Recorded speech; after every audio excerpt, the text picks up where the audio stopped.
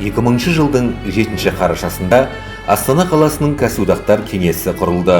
Оның алғашқы төрағасы болып Сәрсенбай Бердалыұлы Мыңбаев сайланды. Ол кезде елордамызда кәсіподақ қозғалысын дамыту бойынша ауқымды жұмыстар күтіп тұрды. Қала еңбекшілері өз конституциялық құқықтарын пайдалана отырып, кәсіподақ қатарын толықтыра бастады. Алғашында кеңес құрамында 45 мыңнан астам кәсіподақ мүшелерін басын қосқан 270 бастауыш кәсіподақ ұйымдары кірді. Сәрсенбай Бердалыұлы 17 жыл бойы елордалық жұмысшылардың еңбек құқықтары мен әлеуметтік экономикалық мүдделерін қорғауға, әлеуметтік әріптестікті дамытуға, кәсіподақтардың қоғамдағы орны мен рөлін нығайтуға зор үлес қосты.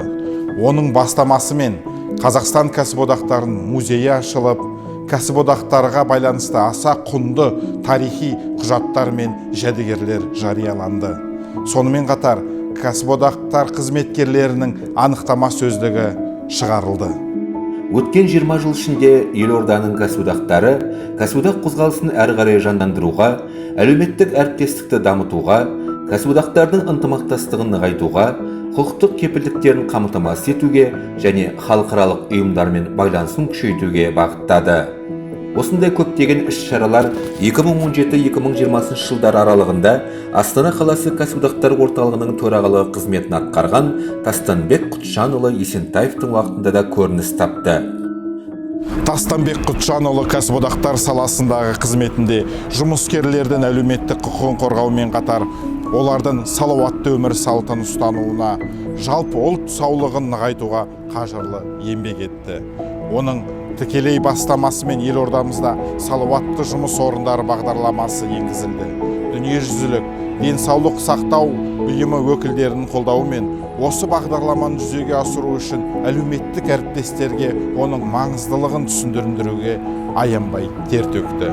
Еңбек ұжымдарында дене шынықтыруға назар аударуға және қызметкерлердің денсаулығын сақтау мен нығайтуға бағытталған Қазақстан кәсіподақтарының спорттық сауықтыру қоғамы құрылды.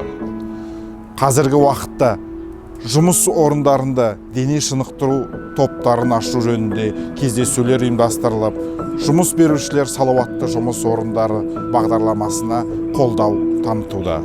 Бүгінгі таңда Нұр-Сұлтан қаласының кәсіподақтар орталығы құрамында 100 мыңнан аса кәсіподақ мүшесі бар 454 бастауыш ұйымын қамтыған 10 салалық кәсіподақ құрылымдарының қызметін үйлестіреді. Еңбек адамының мүддесін қорғауда кәсіподақтар федерациясымен бірлесіп, өкілетті және атқарушы билік өкілдерімен, жұмыс берушілермен жиі кездесіп, олармен түйінді мәселелерді талқылаумен қатар шешу жолдарын да қарастырады. Қарапайым еңбек адамы мемлекеттің тірегі. Солардың арқасында мемлекеттің экономикасы дамиды.